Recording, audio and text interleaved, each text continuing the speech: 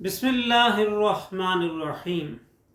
الذین یؤمنون بالغیب، وہ جو غیب پر ایمان لاتے ہیں۔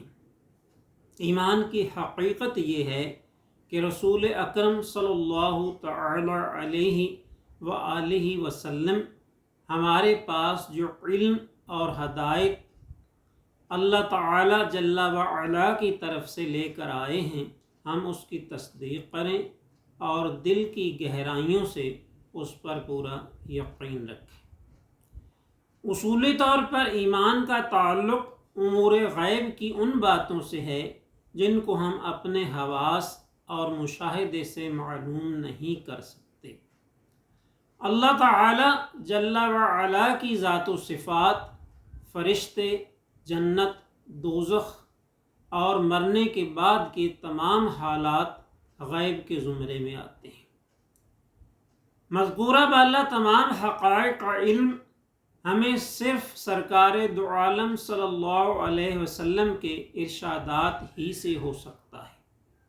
آپ صلی اللہ علیہ وسلم کی صداقت و امانت کی بدولت ہم ایمان بالغیب کی سعادت سے بہرہ مند ہوتے ہیں، کیونکہ یہ وہ زبان اقدس ہے جس سے ما سوائے حق کے کچھ اور ادا نہیں ہوتا۔ اس زبان مبارک سے جو کچھ ادا ہوتا ہے اس کا نفاذ تمام جہانوں میں بعین ہی ہوتا ہے۔ جو تیرے منہ سے نکلی وہ بات ہو کے رہی، جو تیرے منہ سے نکلی وہ بات ہو کے رہی، دن کو کہہ دیا شب تو رات ہو کے رہی۔ اصل ایمان یہ ہے کہ رسول اللہ صلی اللہ علیہ وآلہ وسلم کی طرف سے دی گئی خبر پر اپنے حواس سے زیادہ اعتماد ہو۔ کسی چیز کو دیکھ کر اور سن کر تو ہر شخص مان لیتا ہے، مگر وہ چیزیں جو غیب ہوں، نظر نہ آئیں اور نہ ہی عقل ان کا ادراک کر سکے، ان کو صرف اس لیے مان لینا کہ نبی آخر الزمان صلی اللہ علیہ وآلہ وسلم نے ہمیں ان کی خبر دی ہے، اس بات کی دلیل ہے کہ دل میں ایمان موجزن ہے۔ میرے پیر و مرشد جامی دوران قطب الوقت فرید العصر حضرت مولانا علامہ منظور احمد شاہ صاحب رحمۃ اللہ تعالی علیہ ایمان مفصل اور ایمان مجمل کے علاوہ ایمان کی تعریف بزبان عشق یہ بھی فرمایا کرتے تھے کہ ایمان اس نور کا نام ہے جو چہرہ مصطفیٰ صلی اللہ علیہ وآلہ وسلم سے نکلے اور مومن کے دل میں سما جائے۔ دراصل اسی نور کا نام نور ایمان ہے، جس کی ضو فشانیوں سے حجابات اٹھ جاتے ہیں اور مشاہدات کی جلوہ افروزیاں نصیب ہوتی ہیں۔ آج کے اس پرفتن دور میں امت مسلمہ ایسے انتشار و افتراق کا شکار ہے کہ ہر مکتبہ فکر نے لفظ مومن کے لیے اپنی ایک الگ تعریف بنا لی ہے۔ اپنی وضع کردہ تعریف کے مطابق وہ صرف اپنے فرقے میں شامل افراد کو ہی مومن تصور کرتے ہیں، دیگر فرقوں کے افراد کو وہ مومن کامل نہیں سمجھتے یا سرے سے انہیں مومن ہی نہیں سمجھتے، جس کی وجہ سے باہمی اختلافات پرتشدد واقعات کی صورت اختیار کر لیتے ہیں۔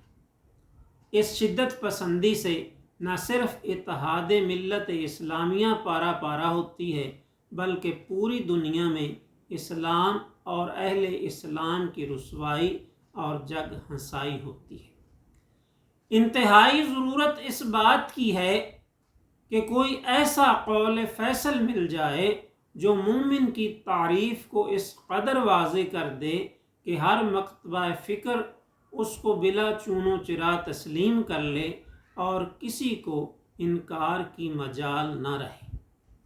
پس نظر اٹھتی ہے گنبد خضرا کے مکین سید المرسلین رحمت للعالمین صلی اللہ تعالی علیہ وآلہ وسلم کی جانب۔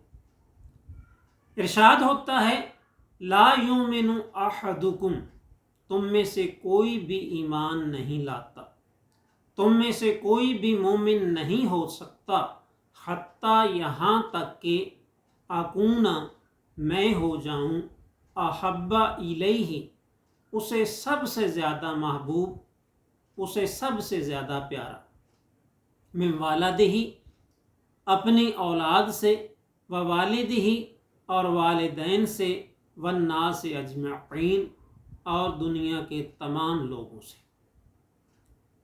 بخاری شریف کتاب الایمان کی اس حدیث مبارک سے واضح ہوا کہ مومن وہ ہے جس کو اللہ کے رسول صلی اللہ علیہ وسلم مال، جان، اولاد، والدین اور کائنات کے ہر شخص سے زیادہ پیارے اور محبوب ہوں۔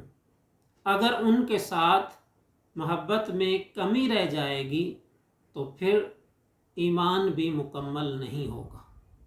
عشق محبوب خدا اے دل جسے حاصل نہیں، عشق محبوب خدا اے دل جسے حاصل نہیں، وہ لاکھ مومن ہو مگر ایمان میں کامل نہیں۔